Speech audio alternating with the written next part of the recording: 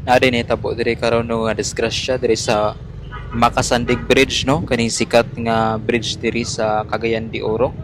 Grabe nga pagkabangga no kay nilupad gid ang pick-up. Sakay pormaanin niya nainganin ni siya. Sakay sad-an ani no. Kaning puti ba or kaning black. Kung atong lang tawo no ang front sa side sa pick-up na black okay ra man pud siya. Ang sa likod lang gid nga part ang na bangga guro sa iya din nalabay din siya. Kay kung atong tanawon ning white nga pick up ang front ang pud niya ang nadaot so pasensya ni bangga ning black. So far so good ang pud ang mga pasahero diri kamulo pa og check sa atong respondent nga ambulance no. So mag-ingat gid ta perminti no sa mga driver. Lagon sa panaton sa kanan ingat kita always sa atong mga lakaw. Paki-share dai kuno para daghan aware diri nga dalan para makamping sad sila.